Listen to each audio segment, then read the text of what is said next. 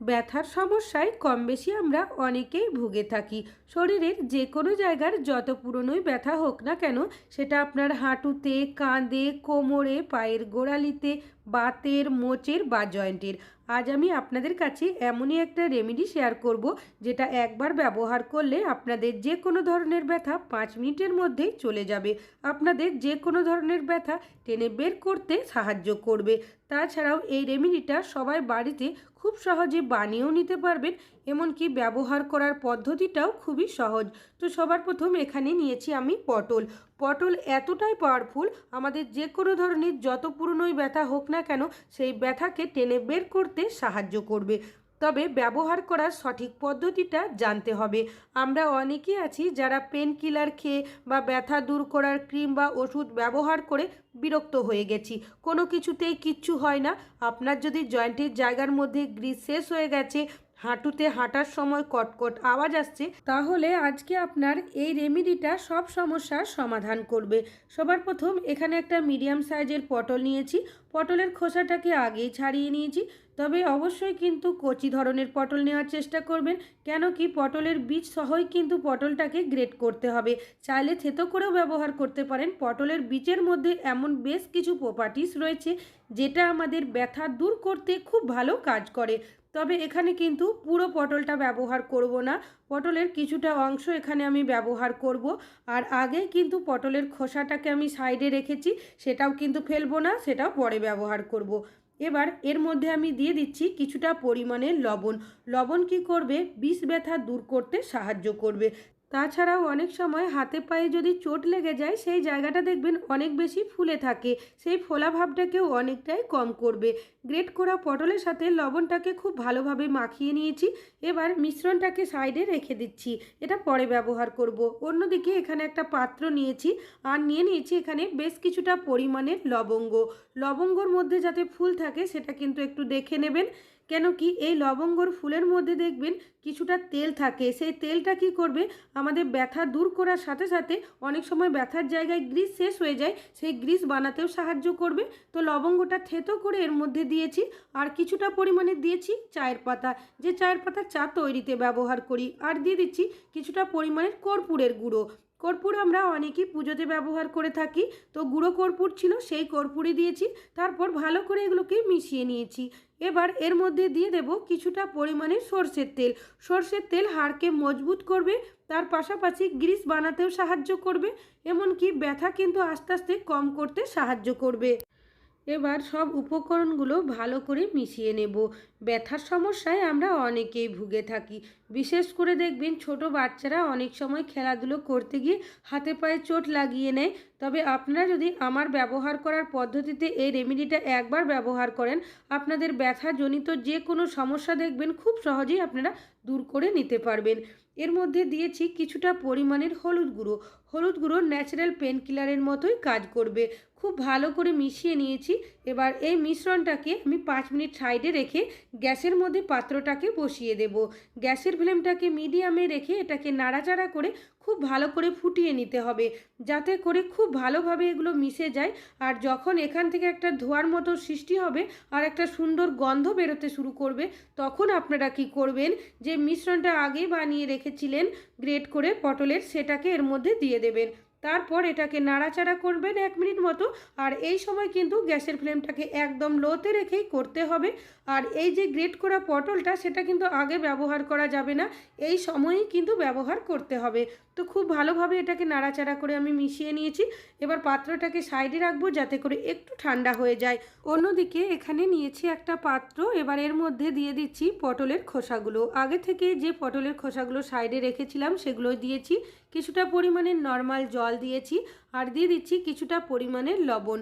লবণটাকে জলের মধ্যে দিয়ে ভালো করে মিশিয়ে নেব। খুব ভালো করে মিশিয়ে নেওয়ার পর পাত্রটাকে গ্যাসের মধ্যে বসিয়ে দেব। গ্যাসের ফ্লেমটাকে মিডিয়ামে রেখে এটাকে খুব ভালোভাবে 1 মিনিট ফুটিয়ে নিতে হবে। তো দেখতেই পাচ্ছেন খুব ভালোভাবে ফুটতে শুরু করেছে। এবার পাত্রটাকে সাইডে নামিয়ে রাখবো যাতে একটু ঠান্ডা হয়ে যায়। 5 মিনিট মতো আমি এই পাত্রটাকে সাইডে রেখেছিলাম, আর এখন কিন্তু কুসুম গরম অবস্থায় হয়ে গেছে। আর এটা কিন্তু অতিরিক্ত ঠান্ডা করে ব্যবহার করা যাবে না।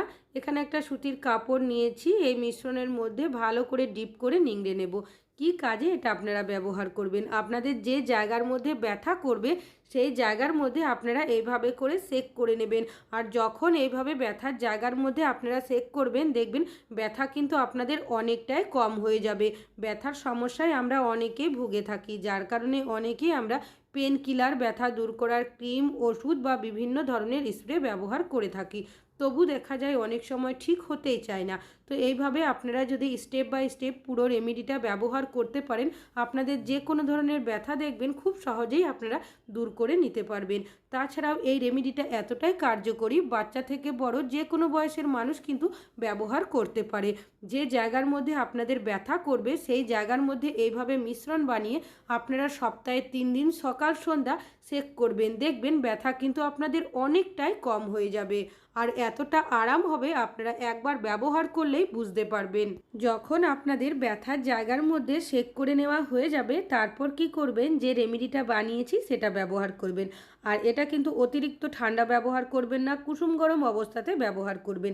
যে জায়গায় ব্যথা করবে আপনারা সেই জায়গার মধ্যে এইভাবে মিশ্রণের তেলটা দিয়ে আলতো হাতে মালিশ করবেন।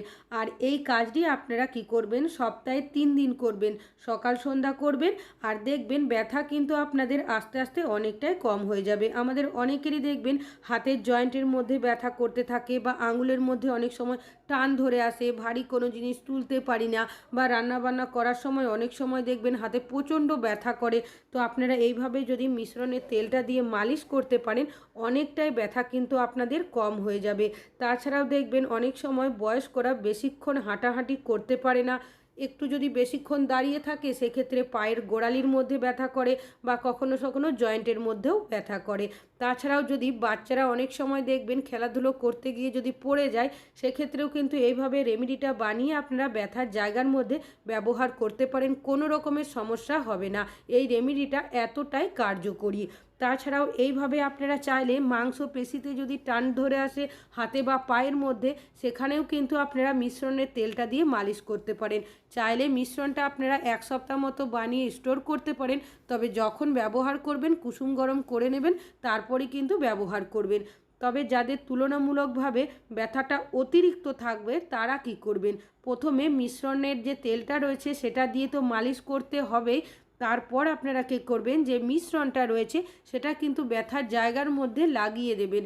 এতে করে কি হবে, দেখবেন আপনাদের ব্যথাটা কিন্তু খুব তাড়াতাড়ি সারতে শুরু করবে। কেন কি, যাদের তুলনামূলকভাবে কম থাকবে তাদের মিশ্রণের তেলটা দিয়ে মালিশ করলেই হবে, কোনো সমস্যা নেই।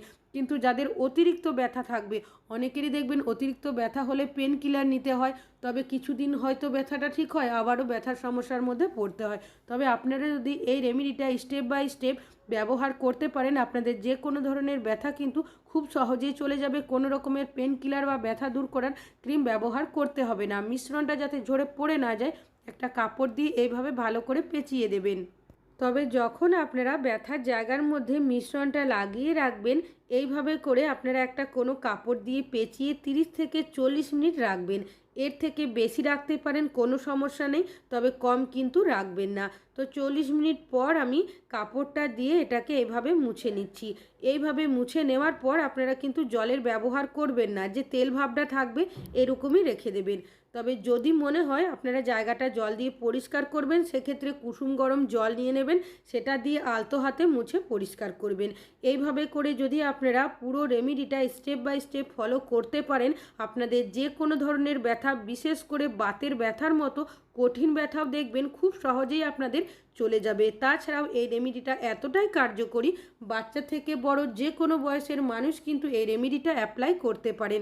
আশা করছি রেমেডিটা কাজে আসবে। ভালো লাগলে অবশ্যই একটা লাইক করবেন। আজকে এখানেই শেষ করছি।